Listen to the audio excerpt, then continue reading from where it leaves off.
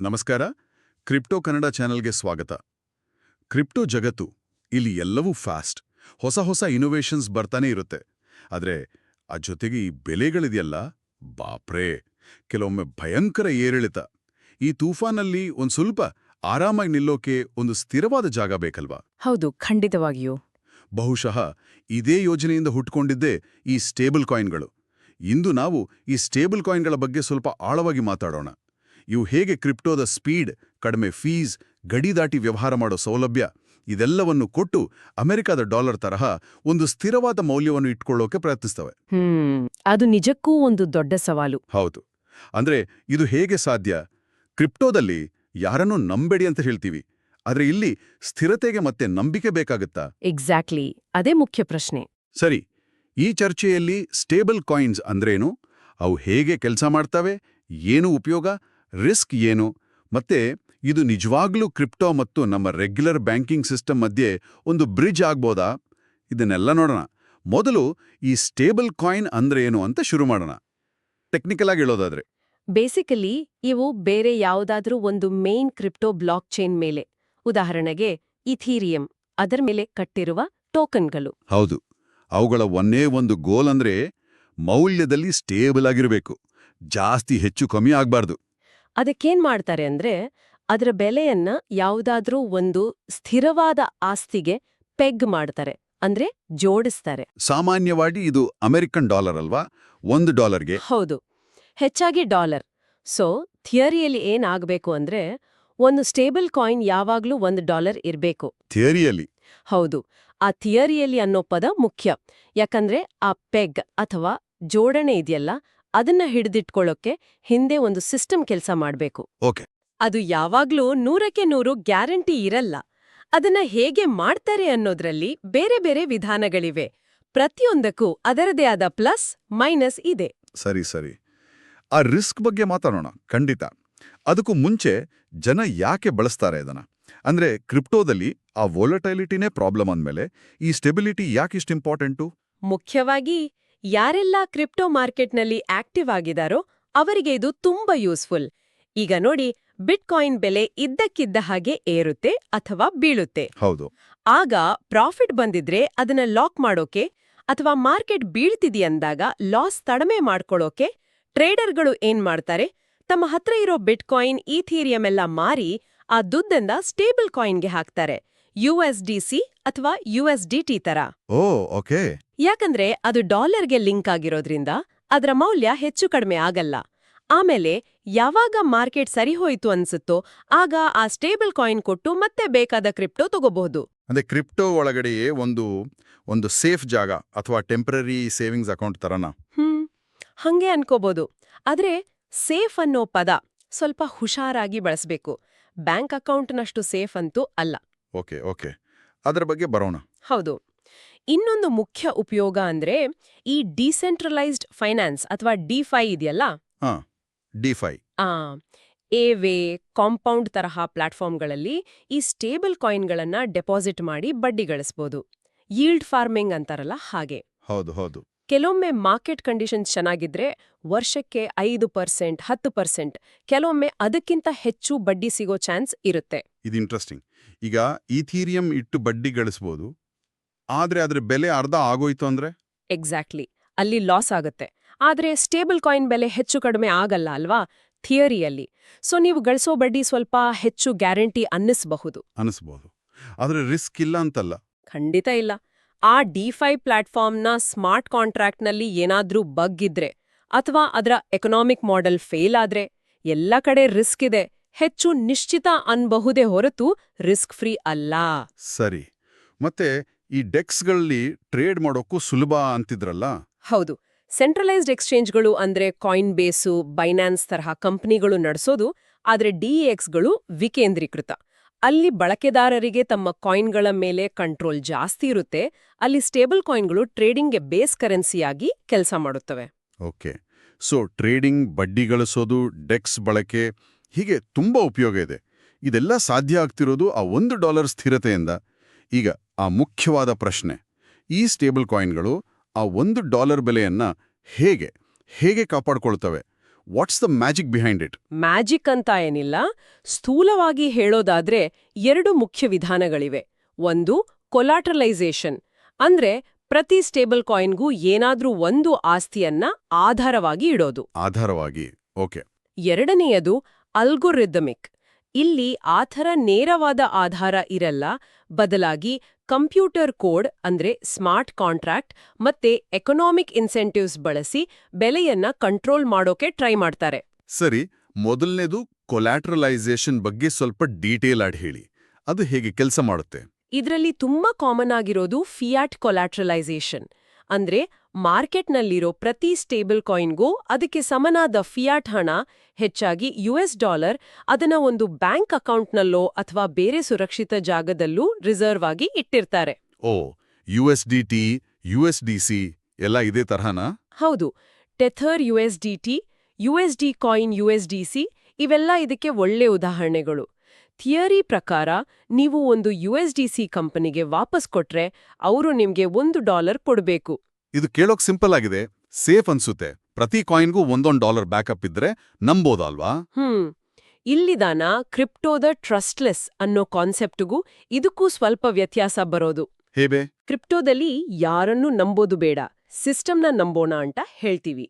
ಆದ್ರೆ ಈ ಫೇಟ್ ಕೊಲಾಟ್ರಲೈಸ್ಡ್ ಕಾಯಿನ್ಗಳು ಮತ್ತೆ ನಮ್ಮನ್ನ ಒಂದು ಸೆಂಟ್ರಲ್ ಕಂಪನಿ ಮೇಲೆ ನಂಬಿಕೆ ಇಡೋ ಹಾಗೆ ಮಾಡ್ತವೆ. ಓಹ್, ಹೌದು. ಆ ಕಂಪನಿ ನಿಜವಾಗ್ಲೂ ಅಷ್ಟು ರಿಸರ್ವ್ ಇಟ್ಟಿದ್ಯಾ, ಅದನ್ನ ಸರಿಯಾಗಿ ಮ್ಯಾನೇಜ್ ಮಾಡ್ತಿದ್ಯಾ, ದುರುಪಯೋಗ ಮಾಡ್ಕೊಳಲ್ವಾ, ಇದೆಲ್ಲ ನಾವು ನಂಬಬೇಕು. ಹಾಗಾದ್ರೆ ಇದರಲ್ಲಿ ರಿಸ್ಕ್ಗಳಿವೆ ಅಂತಾಯ್ತು. ಖಂಡಿತ. ಒಂದು, ಪಾರದರ್ಶಕತೆ. ಆಡಿಟ್ ರಿಪೋರ್ಟ್ ಕೊಡ್ತಾರೆ, ಆದ್ರೆ ಅದು ಎಷ್ಟರ ಮಟ್ಟಿಗೆ ಸರಿ ಇದೆ ಅಂತ ನಮ್ಗೆ ಪೂರ್ತಿ ಗೊತ್ತಾಗಲ್ಲ. ಟೆಥರ್ ವಿಷಯದಲ್ಲಿ ಮುಂಚೆ ತುಂಬಾ ವಿವಾದ ಆಗಿತ್ತು, ನೆನ್ಪಿದ್ಯಾ? ಅವ್ರ ಹತ್ರ ನಿಜವಾಗ್ಲೂ 1.1 ರಿಸರ್ವ್ ಇದೆಯಾ ಅಂತ. ಹೌದು ಹೌದು. ಇನ್ನೊಂದು ಸೆಂಟ್ರಲೈಸೇಷನ್ ರಿಸ್ಕ್. ಎಲ್ಲಾ ರಿಸರ್ವ್ ಒಂದೇ ಕಂಪನಿ ಹತ್ರ ಇರೋದ್ರಿಂದ ಸರ್ಕಾರದ ರೆಗ್ಯುಲೇಷನ್ಸ್ಗೆ ಅಥವಾ ಪ್ರೆಷರ್ಗೆ ಒಳಗಾಗೋ ಚಾನ್ಸ್ ಜಾಸ್ತಿ. ನಾಳೆ ಆ ಕಂಪನಿ ಏನಾದ್ರೂ ಆದ್ರೆ ಅಥವಾ ಸರ್ಕಾರ ಅದನ್ನ ಸೀಸ್ ಮಾಡಿದ್ರೆ, ಹೌದು, ಆಗ ಸ್ಟೇಬಲ್ ಕಾಯಿನ್ ಬೆಲೆ ಬೀಳಬಹುದು. ಮೂರನೇದು, ಆ ರಿಸರ್ವ್ ಬರೀ ಕ್ಯಾಶ್ ಆಗಿ ಇಟ್ಟಿರಲ್ಲ, ಬೇರೆ ಬೇರೆ ಪೇಪರ್ಗಳಲ್ಲಿ, ಬಾಂಡ್ಗಳಲ್ಲಿ ಇನ್ವೆಸ್ಟ್ ಮಾಡಿರ್ತಾರೆ. ಆ ಇನ್ವೆಸ್ಟ್ಮೆಂಟ್ಗೆ ರಿಸ್ಕ್ ಆದ್ರೆ ಅದು ಸ್ಟೇಬಲ್ ಕಾಯಿನ್ ಮೇಲೂ ಎಫೆಕ್ಟ್ ಆಗತ್ತೆ. ಅಬ್ಬಾ. ಹೌದು. ಸೊ ಸ್ಟೆಬಿಲಿಟಿ ಇದ್ರೂ ಸೆಂಟ್ರಲೈಸ್ಡ್ ಸಿಸ್ಟಮ್ನ ರಿಸ್ಕ್ಗಳು ಇಲ್ಲೂ ಇವೆ. ಇದು ನಿಜಕ್ಕೂ ಯೋಚಿಸಬೇಕಾದ ವಿಷಯ.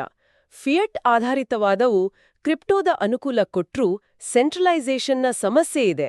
ಹಾಗಾದ್ರೆ ಆ ಎರಡನೇ ವಿಧಾನ, ಅಲ್ಗರಿದಮಿಕ್ ಸ್ಟೇಬಲ್ ಕಾಯಿನ್ಗಳು, ಅವು ಹೇಗೆ ಬೇರೆ? ಅವು ಈ ನಂಬಿಕೆಯ ಸಮಸ್ಯೆಯನ್ನ ಬಗೆಹರಿಸ್ತವೆಯಾ? ಅಲ್ಗರಿದಮಿಕ್ ಸ್ಟೇಬಲ್ ಕಾಯಿನ್ಗಳ ಐಡಿಯಾನೇ ಬೇರೆ. ಅವುಗಳ ಹಿಂದೆ ಯಾವುದೇ ರಿಯಲ್ ಅಸೆಟ್ ರಿಸರ್ವ್ ಇರಲ್ಲ. ರಿಸರ್ವ್ ಇರಲ್ವಾ? ಇಲ್ಲ. ಬದಲಿಗೆ ಸ್ಮಾರ್ಟ್ ಕಾಂಟ್ರಾಕ್ಟ್ಸ್ಗಳು ಅಂದ್ರೆ ಕಂಪ್ಯೂಟರ್ ಕೋಡ್ ಕೆಲಸ ಮಾಡುತ್ತೆ. ಓಕೆ. ಆ ಕೋಡ್ ಮಾರ್ಕೆಟ್ನಲ್ಲಿ ಸ್ಟೇಬಲ್ ಕಾಯಿನ್ ಬೆಲೆಯನ್ನ ನೋಡ್ತಾನೆ ಇರುತ್ತೆ. ಓಕೆ. ಬೆಲೆ $1ಕ್ಕಿಂತ ಜಾಸ್ತಿ ಆದ್ರೆ ಕೋಡ್ ಆಟೋಮ್ಯಾಟಿಕ್ ಆಗಿ ಹೊಸ ಕಾಯಿನ್ ಸೃಷ್ಟಿ ಮಾಡಿ ಸಪ್ಲೈ ಜಾಸ್ತಿ ಮಾಡುತ್ತೆ. ಆಗ ಬೆಲೆ ಕೆಳಗೆ ಬರುತ್ತೆ. ಒಂದು ವೇಳೆ ಬೆಲೆ $1ಕ್ಕಿಂತ ಕಡಿಮೆ ಆದ್ರೆ ಕೋಡ್ ಮಾರ್ಕೆಟಿಂದ ಕಾಯಿನ್ಗಳನ್ನ ವಾಪಸ್ ತಗೊಳ್ಳುತ್ತೆ ಅಥವಾ ಬರ್ನ್ ಮಾಡುತ್ತೆ. ಸಪ್ಲೈ ಕಡಿಮೆ ಆಗುತ್ತೆ, ಆಗ ಬೆಲೆ ಮೇಲೆ ಹೋಗುತ್ತೆ. ಇದು ಕೇಳೋಕೆ ಒಂದು ಆಟೋಮ್ಯಾಟಿಕ್ ರಿಸರ್ವ್ ಬ್ಯಾಂಕ್ ಇದ್ದ ಹಾಗೆ ಇದೆಯಲ್ಲ, ಬರೀ ಕೋಡ್ ಇಟ್ಕೊಂಡು ಬೆಲೆ ಕಂಟ್ರೋಲ್ ಮಾಡೋದು. ಇದು ವರ್ಕ್ ಆಗತ್ತಾ ನಿಜವಾಗ್ಲೂ? ಥಿಯರಿಯಲ್ಲಿ ಇದು ತುಂಬಾ ಅಟ್ರಾಕ್ಟಿವ್. ಯಾಕಂದ್ರೆ ಇಲ್ಲಿ ನೀವು ಯಾವ ಕಂಪನಿನೂ ನಂಬಬೇಕಾಗಿಲ್ಲ. ನಂಬಬೇಕಾಗಿರೋದು ಕೋಡ್ ಮೇಲೆ ಮತ್ತೆ ಎಕನಾಮಿಕ್ ಗೇಮ್ ಥಿಯರಿ ಮೇಲೆ. ಕೋಡ್ ಓಪನ್ ಸೋರ್ಸ್ ಇದ್ರೆ ನಾವೇ ನೋಡ್ಕೋಬೋದಲ್ವಾ? ಹೌದು. ಪಾರದರ್ಶಕತೆ ಜಾಸ್ತಿ. ಕದಿಯೋಕೆ ಫಿಸಿಕಲ್ ರಿಸರ್ವ್ ಇಲ್ಲ. ಹಾಗಾದ್ರೆ ಎಲ್ರೂ ಇದನ್ನೇ ಬಳಸಬೇಕಲ್ಲ? ಏನಿದ್ರಲ್ಲಿ ಪ್ರಾಬ್ಲಮ್ಮು? ಯಾಕೆ ಇನ್ನೂ ಫಿಯಾಟ್ ಬೇಸ್ಡ್ ಜಾಸ್ತಿ ಪಾಪ್ಯುಲರ್? ಇಲ್ಲಿ ಪ್ರಾಬ್ಲಮ್ ಇನ್ನೂ ದೊಡ್ಡದು. ಇದು ತುಂಬಾ ಕಾಂಪ್ಲೆಕ್ಸ್. ಕಾಂಪ್ಲೆಕ್ಸಾ? ಹೌದು. ಮಾರ್ಕೆಟ್ ಹೇಗೆ ವರ್ತಿಸುತ್ತೆ ಅಂತ ನಿಖರವಾಗಿ ಊಹಿಸಿ ಅದಕ್ಕೆ ತಕ್ಕ ಹಾಗೆ ಸಪ್ಲೈ ಅಡ್ಜಸ್ಟ್ ಮಾಡೋ ಅಲ್ಗಾರಿದಮ್ ಬರೆಯೋದಿದೆಯಲ್ಲ, ಅದು ಬಹಳ ಕಷ್ಟ. ಒಂದು ಸಣ್ಣ ತಪ್ಪು ಅಥವಾ ಮಾರ್ಕೆಟ್ ಇದ್ದಕ್ಕಿದ್ದ ಹಾಗೆ ತುಂಬಾ ವಾಲಟೈಲ್ ಆದ್ರೆ ಈ ಸಿಸ್ಟಮ್ ಪೂರ್ತಿ ಕುಸಿದು ಹೋಗೋ ರಿಸ್ಕ್ ಇದೆ. ಅದನ್ನ ಡೆತ್ ಸ್ಪೈರಲ್ ಅಂತ ಕರೀತಾರೆ. ಡೆತ್ ಸ್ಪೈರಲ್ ಅಂದ್ರೆ ಬೆಲೆ ಬೀಳೋಕೆ ಶುರುವಾದಾಗ ಅದನ್ನ ತಡೆಯೋ ಸಿಸ್ಟಮ್ ಫೇಲ್ ಆಗುತ್ತೆ. ಜನರ ನಂಬಿಕೆ ಹೋಗುತ್ತೆ, ಇನ್ನೂ ಜಾಸ್ತಿ ಜನ ಮಾರೋಕೆ ಶುರು ಮಾಡ್ತಾರೆ, ಬೆಲೆ ಇನ್ನೂ ಬೀಳುತ್ತೆ, ಕೊನೆಗೆ ಝೀರೋಗೆ ಹೋಗ್ಬಹುದು. ಅಯ್ಯೋ. ಹೌದು. ಈ ಹಿಂದೆ ಕೆಲವು ಅಲ್ಗಾರಿದಮಿಕ್ ಸ್ಟೇಬಲ್ ಕಾಯಿನ್ಸ್ಗಳು ಹೀಗೆ ಫೇಲ್ ಆಗಿವೆ.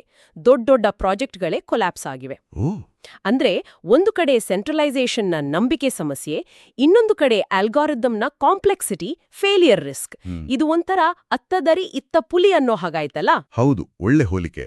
ಫಿಯಟ್ ಬೇಸ್ಡ್ ಕಾಯಿನ್ಗಳು ಗಟ್ಟಿ ನೆಲದ ಮೇಲೆ ನಿಂತಿವೆ ಅನ್ಸಿದ್ರೂ ಆ ನೆಲ ಒಬ್ಬರ ಕಂಟ್ರೋಲ್ನಲ್ಲಿದೆ. ಅಲ್ಗೋರಿದಮಿಕ್ ಕಾಯಿನ್ಗಳು ಹಗ್ಗದ ಮೇಲೆ ನಡಿಗೆ. ಸಕ್ಸಸ್ ಆದ್ರೆ ಅದ್ಭುತ, ಆದ್ರೆ ಒಂದು ತಪ್ಪು ಹೆಜ್ಜೆ ದೊಡ್ಡ ಅನಾಹುತ. ಹೌದು. ಇವುಗಳನ್ನ ಒಂದು ರೀತಿ ಮಾನಿಟರಿ ಪಾಲಿಸಿ ಎಕ್ಸ್ಪೆರಿಮೆಂಟ್ಸ್ ಅಂತಾನೆ ಅನ್ಕೋಬೇಕು. ಸರಿ, ಈ ಎರಡು ಮೇನ್ ವಿಧಾನಗಳು ಅರ್ಥ ಆಯ್ತು. ಈಗ ಒಬ್ರು ಸ್ಟೇಬಲ್ ಕಾಯಿನ್ ತಗೋಬೇಕು ಅಂದ್ರೆ ಹೇಗೆ? ಎಲ್ ಸಿಗುತ್ತೆ? ಈಗ ತುಂಬಾನೇ ಸುಲಭ.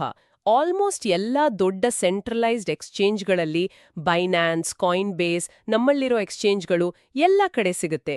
ನಿಮ್ಮ ರೂಪಾಯಿ ಕೊಟ್ಟು ಅಥವಾ ಬೇರೆ ಕ್ರಿಪ್ಟೋ ಕೊಟ್ಟು USDT, USDC, BUSD, DAI ಈ ಥರದವುಗಳನ್ನ ಈಸಿಯಾಗಿ ತಗೋಬಹುದು. ಡೆಕ್ಸ್ಗಳಲ್ಲೋ? ಅಲ್ಲೂ ಸಿಗುತ್ತೆ. ಯುನಿಸ್ವಾಪ್, ಸುಶಿಸ್ವಾಪ್ ತರಹದ ಡೆಕ್ಸ್ಗಳಲ್ಲಿ ನಿಮ್ಹತ್ರ ಈಥಿರಿಯಂ ಅಥವಾ ಬೇರೆ ಟೋಕನ್ ಇದ್ರೆ ಅದನ್ನ ಕೊಟ್ಟು ಸ್ಟೇಬಲ್ ಕಾಯಿನ್ ತಗೋಬಹುದು. ಅಂದ್ರೆ ಆಕ್ಸೆಸ್ ಮಾಡೋದು ಈಸಿ ಇದೆ. ಹೌದು. ಈ ಈಸಿ ಆಕ್ಸೆಸ್ ಕೂಡ ಇವು ಕ್ರಿಪ್ಟೋ ಮತ್ತು ಟ್ರೆಡಿಷನಲ್ ಫಿನಾನ್ಸ್ ಮಧ್ಯೆ ಬ್ರಿಡ್ಜ್ ಆಗೋಕೆ ಹೆಲ್ಪ್ ಮಾಡುತ್ತೆ. ಕ್ಲಿಯರ್ ಆಯ್ತು. ಈಗ ಮತ್ತೆ ಆ ರಿಸ್ಕ್ ಎಚ್ಚರಿಕೆಗಳ ಕಡೆಗೆ ಬರೋಣ. ಸ್ಟೇಬಲ್ ಕಾಯಿನ್ಗಳು ಅಟ್ರಾಕ್ಟಿವ್ ಆಗಿ ಕಂಡ್ರು ಬಳಸೋ ಮುಂಚೆ ತಿಳಿಲೇಬೇಕಾದ ವಿಷಯಗಳು. ಹೌದು. ಮೊದಲನೇದು ಮತ್ತು ತುಂಬಾ ಮುಖ್ಯವಾದದ್ದು, ವಿಮೆ ಇರಲ್ಲ. No insurance. ವಿಮೆ ಇರಲ್ವಾ? ನಮ್ ಬ್ಯಾಂಕ್ನಲ್ಲಿ ದುಡ್ಡಿಟ್ಲೇನ್ ಒಂದು ಲಿಮಿಟ್ವರೆಗೆ ಸರ್ಕಾರಿ ವಿಮೆ ಇರುತ್ತೆ ಅಲ್ವಾ? ಬ್ಯಾಂಕ್ ಏನಾದ್ರೂ ಆದ್ರೂ ನಮ್ ದುಡ್ಡಿಗೆ ಸ್ವಲ್ಪ ಗ್ಯಾರಂಟಿ. ಹೌದು, DICGC ಇಂದ 5 ಲಕ್ಷದವರೆಗೆ. ಆದ್ರೆ ಸ್ಟೇಬಲ್ ಕಾಯಿನ್ಗಳಿಗೆ ಆ ತರಹ ಯಾವುದೇ ಗ್ಯಾರಂಟಿ, ವಿಮೆ ಸಾಮಾನ್ಯವಾಗಿ ಇರಲ್ಲ. ಆ ಸ್ಟೇಬಲ್ ಕಾಯಿನ್ ಕಂಪನಿ ದಿವಾನಿ ಆದ್ರೆ ಅಥವಾ ಅಲ್ಗಾರಿದಮಿಕ್ ಕಾಯಿನ್ ಫೇಲ್ ಆದ್ರೆ ನಮ್ಮ ಪೂರ್ತಿ ದುಡ್ಡು ಹೋಗೋ ರಿಸ್ಕ್ ಇದೆ. ಇದಕ್ಕೆ ಕೌಂಟರ್ ಪಾರ್ಟಿ ರಿಸ್ಕ್ ಅಂತಾರೆ. ಇದು ದೊಡ್ಡ ರಿಸ್ಕ್. ಎರಡನೆಯದ್ದು ನಾವು ಆವಾಗ್ಲೇ ಮಾತಾಡಿದ್ವಲ್ಲ, ಕೊಲ್ಯಾಟ್ರಲೈಸೇಷನ್ ರಿಸ್ಕ್ ಅಥವಾ ಪೆಗ್ ರಿಸ್ಕ್. ಹೌದು. ಫಿಯಾಟ್ ಬೇಸ್ಡ್ ಆದ್ರೆ ಆ ರಿಸರ್ವ್ ನಿಜವಾಗ್ಲೂ ಇದೆಯಾ, ಸೇಫ್ ಆಗಿದೆಯಾ ಅನ್ನೋ ರಿಸ್ಕ್. ಅಲ್ಗಾರಿದಮಿಕ್ ಆದ್ರೆ ಆ ಅಲ್ಗಾರಿದಮ್ ಫೇಲ್ ಆಗಿ ಡಿಪೆಗ್ ಆಗೋ ರಿಸ್ಕ್. ಅಂದ್ರೆ $1 ಇಂದ ತುಂಬಾ ಕೆಳಗೆ ಅಥವಾ ಮೇಲೆ ಹೋಗೋ ರಿಸ್ಕ್. ಕೊನೆಗೆ ಎಲ್ಲವೂ ಆ ನಂಬಿಕೆ ಮೇಲೆ ನಿಂತಿದೆ ಅಲ್ವಾ? ಸಿಸ್ಟಮ್ ಮೇಲೆ, ಕಂಪನಿ ಮೇಲೆ, ಕೋಡ್ ಮೇಲೆ. ಹೌದು. ಆ ನಂಬಿಕೆ ಹೋದ್ರೆ ಸ್ಟೆಬಿಲಿಟಿನೂ ಹೋಗುತ್ತೆ. ಓಕೆ, ಇನ್ನೇನಾದ್ರೂ ಇದೆಯಾ? ಮೂರನೆಯ ಮುಖ್ಯವಾದದ್ದು ರೆಗ್ಯುಲೇಟರಿ ಅನ್ಸರ್ಟನಿಟಿ, ಅಂದ್ರೆ ಕಾನೂನುಗಳ ಅನಿಶ್ಚಿತತೆ. ಪ್ರಪಂಚದಾದ್ಯಂತ ಸರ್ಕಾರಗಳು, ಸೆಂಟ್ರಲ್ ಬ್ಯಾಂಕುಗಳು ಈ ಸ್ಟೇಬಲ್ ಕಾಯಿನ್ಗಳನ್ನ ತುಂಬಾ ಸೀರಿಯಸ್ ಆಗಿ ನೋಡ್ತಿವೆ. ಇವುಗಳಿಂದ ಫೈನಾನ್ಷಿಯಲ್ ಸಿಸ್ಟಮ್ಗೆ ಏನಾದ್ರೂ ತೊಂದರೆ ಆಗಬಹುದಾ ಅಂತ ಯೋಚಿಸ್ತಿದ್ದಾರೆ. ಹಾಗಾಗಿ ಮುಂದೆ ಹೊಸ ರೂಲ್ಸ್ ಬರ್ಬೋದಾ? ಖಂಡಿತ ಬರಬಹುದು. ಸ್ಟೇಬಲ್ ಕಾಯಿನ್ ಕೊಡೋ ಕಂಪನಿಗಳು ಬ್ಯಾಂಕ್ ತರ ಲೈಸೆನ್ಸ್ ತಗೋಬೇಕು, ಇಂತಿಷ್ಟೇ ರಿಸರ್ವ್ ಇಡಬೇಕು ಅಂತ ಕಠಿಣ ನಿಯಮಗಳು ತರಬಹುದು. ಆ ನಿಯಮಗಳು ಬಂದ್ರೆ ಇವುಗಳ ಮೇಲೆ ದೊಡ್ಡ ಪರಿಣಾಮ ಆಗುತ್ತೆ. ಹೌದು. ಅವು ಹೇಗ್ ಕೆಲಸ ಮಾಡ್ತವೆ, ಎಷ್ಟು ಲಾಭ ಮಾಡ್ತವೆ, ಎಲ್ಲಿ ಸಿಗ್ತವೆ, ಎಲ್ಲದರ ಮೇಲೂ ಎಫೆಕ್ಟ್ ಆಗಬಹುದು. ಅಂದ್ರೆ ಟೆಕ್ನಾಲಜಿ ಒಂದು ಕಡೆಯಾದ್ರೆ ಈ ಕಾನೂನು ರೆಗ್ಯುಲೇಷನ್ ಇನ್ನೊಂದು ಕಡೆ. ಎರಡೂ ಸೇರಿ ಇದರ ಭವಿಷ್ಯ ನಿರ್ಧಾರ ಮಾಡುತ್ತೆ. ಸರಿ, ಹಾಗಾದ್ರೆ ಇವತ್ತಿನ ನಮ್ಮ ಈ ಆಳವಾದ ಚರ್ಚೆಯನ್ನ ಒಟ್ಟಿಗೆ ಸೇರಿಸೋದಾದ್ರೆ ಏನ್ ಹೇಳ್ಬೋದು? ಸ್ಟೇಬಲ್ ಕಾಯಿನ್ಗಳು ಕ್ರಿಪ್ಟೋದ ಆ ವಾಲಟೈಲಿಟಿಗೆ ಒಂದು ಸೊಲ್ಯೂಷನ್ ಕೊಡೋಕೆ ಟ್ರೈ ಮಾಡ್ತಿರೋ ಒಂದು ಇಂಪಾರ್ಟೆಂಟ್ ಇನೋವೇಷನ್. ಹೌದು. ಇವು ಕ್ರಿಪ್ಟೋ ಟ್ರೇಡಿಂಗ್ಗೆ, ಡಿಫೈನಲ್ಲಿ ಯೀಲ್ಡ್ ಗಳಿಸೋಕೆ, ಕೆಲವೊಮ್ಮೆ ಇಂಟರ್ನ್ಯಾಷನಲ್ ಪೇಮೆಂಟ್ಸ್ಗೂ ಅನುಕೂಲ. ಆದ್ರೆ ಆ ಸ್ಥಿರತೆ ಹಿಂದಿರೋ ವಿಧಾನಗಳು, ಅಂದ್ರೆ ಕೊಲ್ಯಾಟ್ರಲೈಸ್ಡ್ ಅಥವಾ ಅಲ್ಗಾರಿದಮಿಕ್, ಎರಡರಲ್ಲೂ ಅದರದೇ ಆದ ರಿಸ್ಕ್ಗಳಿವೆ. ಕರೆಕ್ಟ್. ಫಿಯಟ್ ಬೇಸ್ಡ್ಗಳು ಸೆಂಟ್ರಲೈಸ್ಡ್ ಕಂಪ್ನಿಗಳ ಮೇಲಿನ ನಂಬಿಕೆ ಮೇಲೆ ನಿಂತಿವೆ. ಅಲ್ಗಾರಿದಮಿಕ್ಗಳು ಕಾಂಪ್ಲೆಕ್ಸ್, ಕೆಲವೊಮ್ಮೆ ವರ್ಕ್ ಆಗದೇ ಇರೋ ಸಾಧ್ಯತೆ ಇರೋ ಟೆಕ್ನಾಲಜಿ ಮೇಲೆ ನಿಂತಿವೆ. ಮತ್ತೆ ಎರಡರಲ್ಲೂ ವಿಮೆ ಇಲ್ಲ, ರೆಗ್ಯುಲೇಷನ್ ಸರಿಯಾಗಿಲ್ಲ ಅನ್ನೋ ದೊಡ್ಡ ಚಾಲೆಂಜ್ಗಳಿವೆ. ಇವು ಸ್ಟೇಬಲ್ ಅಂತ ಕರೆದ್ರೂ ಆ ಸ್ಟೆಬಿಲಿಟಿ ಗ್ಯಾರಂಟೀಡ್ ಅಲ್ಲ ಅನ್ನೋದನ್ನ ಯೂಸರ್ಸ್ ಅರ್ಥ ಮಾಡ್ಕೋಬೇಕು. ಇಲ್ಲಿ ಕೊನೆಗೆ ಒಂದು ಮೂಲಭೂತ ಪ್ರಶ್ನೆ ಬರುತ್ತೆ. ಕ್ರಿಪ್ಟೋ ತತ್ವಗಳ ಪ್ರಕಾರ ಯೋಚಿಸಿದ್ರೆ, ಒಂದು ಕಡೆ ನಾವು ಒಂದು ಕಂಪನಿಯ ರಿಸರ್ವ್ನ ನಂಬೇಕು, ಆದ್ರೆ ಅದನ್ನ ಪೂರ್ತಿ ವೆರಿಫೈ ಮಾಡೋಕೆ ಆಗಲ್ಲ. ಇನ್ನೊಂದು ಕಡೆ ತುಂಬಾ ಕಾಂಪ್ಲೆಕ್ಸ್ ಆಗಿರೋ, ನಮಗೆ ಅರ್ಥ ಆಗದೇ ಇರೋ ಮತ್ತೆ ಫೇಲ್ ಆಗೋ ಚಾನ್ಸ್ ಇರೋ ಕೋಡ್ನ ನಂಬೇಕು. ಹೌದು. ಹೀಗಿರುವಾಗ ಈಗಿನ ಸ್ಟೇಬಲ್ ಕಾಯಿನ್ ಸಿಸ್ಟಮ್ನಲ್ಲಿ ನಿಜವಾಗ್ಲೂ ವೆರಿಫೈ ಮಾಡಬಹುದಾದ ನಂಬಿಕೆ ಎಷ್ಟು? ಭವಿಷ್ಯದಲ್ಲಿ ಟೆಕ್ನಾಲಜಿ ಇಂಪ್ರೂವ್ ಆದ್ರೆ ಅಥವಾ ಕ್ಲಿಯರ್ ಆದ ರೂಲ್ಸ್ ಬಂದ್ರೆ ಈ ನಂಬಿಕೆ ಮತ್ತು ನಂಬಿಕೆ ರಹಿತತೆ, ಟ್ರಸ್ಟ್ ವರ್ಸಸ್ ಟ್ರಸ್ಟ್ಲೆಸ್ನೆಸ್ ಬ್ಯಾಲೆನ್ಸ್ ಹೇಗೆ ಬದಲಾಗಬಹುದು? ಇದು ಮುಖ್ಯವಾದ ಪ್ರಶ್ನೆ. ನಾವು ಒಂದು ಸ್ಟೇಬಲ್ ಕಾಯಿನ್ ಬಳಸುವಾಗ ಇದರ ಸ್ಟೆಬಿಲಿಟಿಯನ್ನ ನಾನು ಎಷ್ಟು ನಂಬಬಹುದು, ಆ ನಂಬಿಕೆಗೆ ಆಧಾರ ಏನು ಅಂತ ನಮ್ಮನ್ನ ನಾವೇ ಕೇಳ್ಕೊಳ್ಳೋದು ತುಂಬಾ ಇಂಪಾರ್ಟೆಂಟ್ ಅನ್ಸತ್ತೆ. ನಿಜಕ್ಕೂ ಆಲೋಚಿಸಬೇಕಾದ ವಿಷಯ. ಸ್ಟೇಬಲ್ ಕಾಯಿನ್ಗಳು ಕೇವಲ ಟೆಕ್ನಾಲಜಿ ಅಲ್ಲ, ಅವು ನಂಬಿಕೆ, ರಿಸ್ಕ್, ಕಂಟ್ರೋಲ್ ಎಲ್ಲ ವಿಷಯಗಳನ್ನು ಮುಂದೆ ತರ್ತವೆ. ಇಂದಿನ ಈ ಚರ್ಚೆ ಎಲ್ರಿಗೂ ಸ್ಟೇಬಲ್ ಕಾಯಿನ್ಗಳ ಬಗ್ಗೆ ಒಂದು ಕ್ಲಿಯರ್ ಚಿತ್ರಣ ಕೊಟ್ಟಿದೆ ಅಂತ ಭಾವಿಸ್ತೀನಿ. ಕ್ರಿಪ್ಟೋ ಕನ್ನಡದಲ್ಲಿ ಇನ್ನಷ್ಟು ಇಂಟ್ರೆಸ್ಟಿಂಗ್ ವಿಷಯಗಳೊಂದಿಗೆ ಶೀಘ್ರದಲ್ಲೇ ಮತ್ತೆ ಭೇಟಿಯಾಗೋಣ.